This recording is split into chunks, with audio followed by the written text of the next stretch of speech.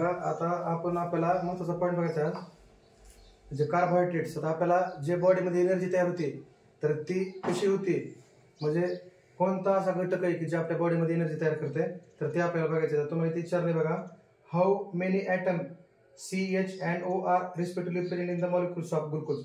तर ग्लुकोजच्या मॉलिक्युल्समध्ये किती कार्बनचे किती असतात, हायड्रोजन किती आणि ऑक्सिजनचे किती.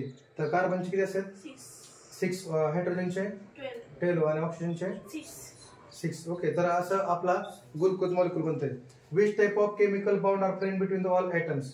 तर कोणता बॉन्ड आहे, कोव्हॅलेंट बॉन्ड आहे. म्हणजे ऑर्गॅनिक कंपाऊंड ज्यावेळेस हे होत असते तर त्यावेळेस त्याच्यामध्ये कोव्हॅलेंट बॉन्ड तयार होत असते. त्याच्यानंतर chemistry what happen actually Wien the molecule oxidise. Oxidise कशा म्हणतो, एक इलेक्ट्रॉन लॉस असतील किंवा गेन असतील समजते, तर त्या प्रोसेसला म्हणत आहे ऑक्सिडाइज्ड समजते किंवा ऑक्सिडेशन म्हणत आहे. आता बघा, carbohydrates of the food that we consume every day and mainly utilise the production of energy require the daily needs. आता आपण कार्बोहायड्रेट्स काय करतो, रोज आपल्या आहारामध्ये खातोय, चपाती खातोय, राईस खातोय. ओके, आणि त्याच्यापासून आपल्याला कार्बोहायड्रेट भेटते, तर त्याच्यापासून आपल्याला एनर्जी किती भेटते, 4 किलो कॅलरीज. ओके, तर एवढी एनर्जी भेटते. आणि ज्यावेळेस ते आपण डेली कंझ्युम करतो आणि त्याचं एनर्जी प्रोडक्शनसाठी आपण त्याचा वापर करतो, आणि this energy obtained in the form of ATP. आता ते एनर्जी आपल्याला ऑप्टेन होती तर ती ATPच्या स्वरूपात. आता त्या एनर्जीच्या पण 2 टाइप्स आहेत, एक आहे डायरेक्ट एनर्जी आणि दुसरी आहे indirect energy. Direct energy, indirect energy. आता ह्या ठिकाणी काय व्हायला बघा, the step obtain from the ATP for this purpose glucose type of carbohydrate oxidise step by step in the sale.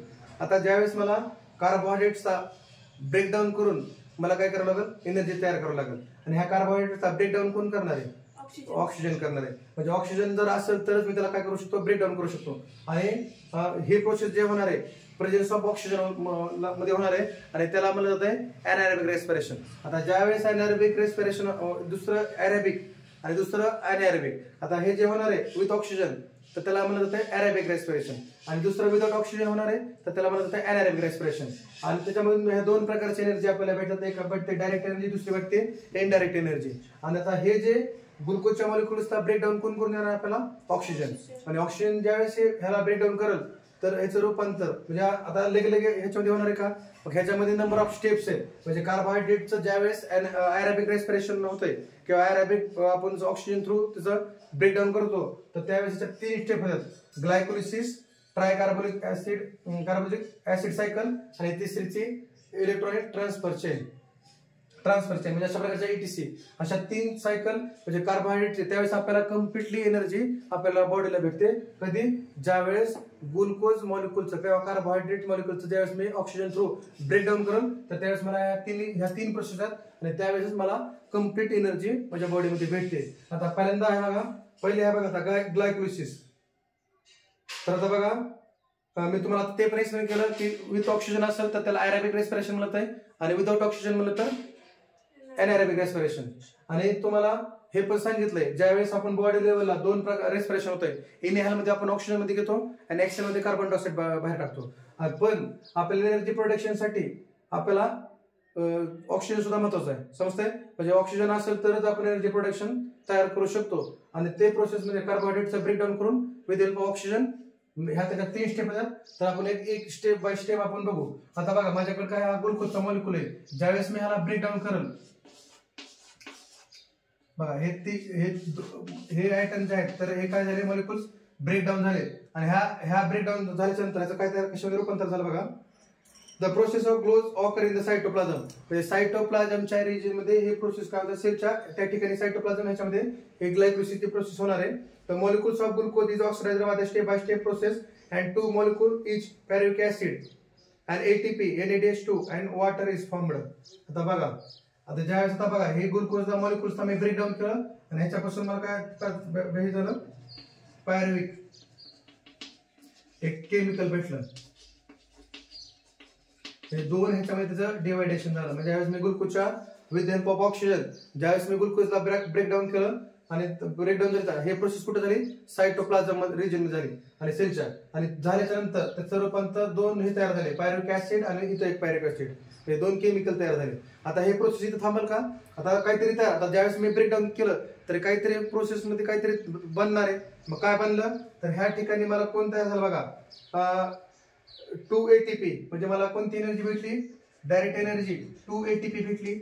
त्याच्यानंतर NADH2 म्हणजे इनडायरेक्टली एनर्जी भेटली NADH2 आणि आणि बाय प्रोडक्ट जे आहे ते 2H2 म्हणजे ह्याच्यामध्ये हा बाय प्रोडक्ट्स आहे. म्हणजे ज्यावेळेस बघा, ज्यावेळेस मी ग्लुकोजला ज्यावेळेस मी ब्रेकडाऊन केलं तर ब्रेकडाऊन झाल्यानंतर त्याचं रूपांतर पायरुविक ऍसिड झालं आणि पायरुविक ऍसिड झाल्यानंतर काहीतरी प्रोसेस झाली असणार आहे, काहीतरी बनलं असणार आहे. ज्यावेळेस ऑक्सिजन थ्रू मी त्याला कार्बोहायड्रेटला ब्रेकडाऊन केल्यानंतर आणि त्याच्यापासून मला डायरेक्ट एनर्जी काय भेटली, 2 मॉलिक्यूल ATP म्हणजे 2 ATP इथे भेटले ज्यावेळेस मी त्याला ब्रेकडाऊन केलं. त्याच्यानंतर इनडायरेक्ट एनर्जी 2 NADH2 भेटले आणि त्याच्यानंतर बाय प्रोडक्ट मला काय भेटला, H2 प्रोडक्ट भेटला. समजतंय, म्हणजे हे बाय प्रोडक्ट भेटला H2 आणि त्याच्यामध्ये 2 मॉलिक्यूल भेटले. परत आता हे पायरुविक ऍसिड मला काय करावं लागतं, हे ज्यावेळेस हे ग्लायकोलिसिस म्हणजे मला क्रेब्स सायकल आणि ग्लायकोलिसिस ह्या 2 स्टेप करायचे असेल तर त्यासाठी मला काय करावं लागेल, ह्या पायरुविक ऍसिडला एका दुसऱ्या कोएन्झाइम्स मध्ये मला काय करावं लागेल, कन्वर्ट करावं लागेल. म्हणजे हे पायरुविक ऍसिड जे आहेत तर ते म्हणजे जे इंटरमिडिएट सायकल म्हणतो ना आपण, म्हणजे इंटरमिडिएट सायकल कोणामध्ये होणार आहे, कोएन्झाइम्स आहे दुसरे, ज्याला ऍसिटिल कोएन्झाइम्स असं म्हणत आहे बघा. ऍसिटिल कोएन्झाइम्स म्हणजे हे ज्या वेळेस मला क्रेब्स सायकलच्या अगोदर इंटरमिडिएट ह्यांची पायरुविक ऍसिड आणि ऍसिटिल कोएन्झाइम्स यांची काय होणार आहे, इंटरमिडिएट रिएक्शन होणार आहे आणि ते इंटरॅक्शन झाल्यानंतर काय होणार बघा, molecules of pyruvic acid from the process of convert the molecule of acetyl coenzyme say 2 molecules of NADH2 2 molecule of CO2 are released during the process.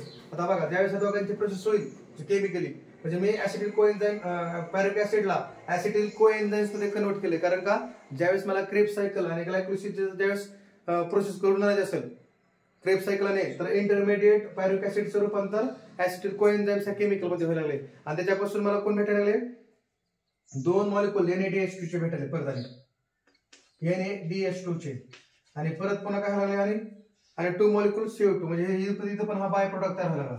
समजतंय, तर ह्या ठिकाणी आपली ग्लायकोलिसिस प्रोसेस संपली. समजतंय, म्हणजे ह्या ठिकाणी काय झालं, ज्यावेळेस मी ग्लुकोजचं विथ ऑक्सिजनचा यूज करून ज्यावेळेस मी ब्रेकडाऊन केलं तर त्यापासून काय झालं, पायरुविक ऍसिड भेटलं. पायरुविक ऍसिड भेटल्यानंतर त्याच्यामधून काहीतरी पायरुविक ऍसिड तयार झालं म्हणजे काहीतरी प्रोसेस झाली असेल, म्हणजे काहीतरी बाय प्रोडक्ट भेटले असतील तर त्याच्यामध्ये 2 ATP चे मॉलिक्यूल भेटले मला जे डायरेक्ट एनर्जी आहे आणि 2 NADH2 म्हणजे इनडायरेक्ट एनर्जी भेटली आणि त्याच्याबरोबर H2O पण तयार होताना दिसलं. आणि परत पुन्हा ज्यावेळेस मला क्रेब्स सायकल आणि ग्लायकोलिसिस ह्याच्यामध्ये जी प्रोसेस होण्याच्या अगोदर आणि कोणामध्ये होणारे रिएक्शन, इंटरमिडिएट रिएक्शन होणारे कोणामध्ये, पायरुविक ऍसिड आणि ऍसिटिल कोएन्झाइम्स आणि पायरुविक ऍसिडचं रूपांतर मी ऍसिटिल कोएन्झाइम्स मध्ये केलं आणि परत पुन्हा त्याच्यापासून पण मला काय 2 NADH2 भेटले आणि CO2 भेटला. इथं ग्लायकोलिसिस आणि हे प्रोसेस कुठे होती, सायटोप्लाझम, सेलच्या सायटोप्लाझम मध्ये. इथं पहिलं क्लिअर झालं. दुसरा आहे ट्रायकार्बोलिक ऍसिड सायकल. आता ट्रायकार्बोलिक ऍसिड सायकलला म्हणजे हे 3 जण होते ज्यांनी हे म्हणजे ग्लायकोलिसिस EMP पाथवे, ग्लायकोलिसिसला EMP पाथवे म्हणत आहे. ह्या तिघांचे कोस्टक एम्बेडेन, पुन्हा ऑटो मायरहोफ आणि जॉकॉब पर्नस ह्या तिघांनी काय केलं होतं की जे मसल एक्सपेरिमेंट केलं होतं आणि त्यामुळे त्यालाच EMP पाथवे असं, ह्या तिघांच्या नावावर त्याला EMP पाथवे असं म्हणत आहे. आता क्रेब्स सायकल पण एक सर हॅन्स क्रेब ह्यांनी काय केलं होतं, ह्याचा आविष्कार केला होता. म्हणजे ह्यांनी ते क्रेब्स सायकल चा डिस्कवरी केली होती आणि त्यामुळे त्यालाच क्रेब्स सायकल म्हणत आहे. त्याच्या नावावरच म्हणजे पहिल्यांदा कसं होतं की हॉनर म्हणून सायंटिस्टचे नाव द्यावं लागत होते पहिल्यांदा, तर त्या ह्याला पण त्याच्या हॉनर म्हणून त्याला क्रेब्स सायकल त्याचं नाव देण्यात आलं. अँड ह्याला नोबेल प्राइज पण भेटलं कधी, 1953. 1953 मध्ये हे अशा प्रकारे डिस्कवरी केली म्हणून त्याला नोबेल प्राइज पण देण्यात आलं. आता हे क्रेब्स सायकल कुठं होणार आहे, आता हे क्रेब्स सायकल जे आहे ते कुठं होणार आहे, मायटोकॉन्ड्रिया मध्ये होणार आहे तुमच्या.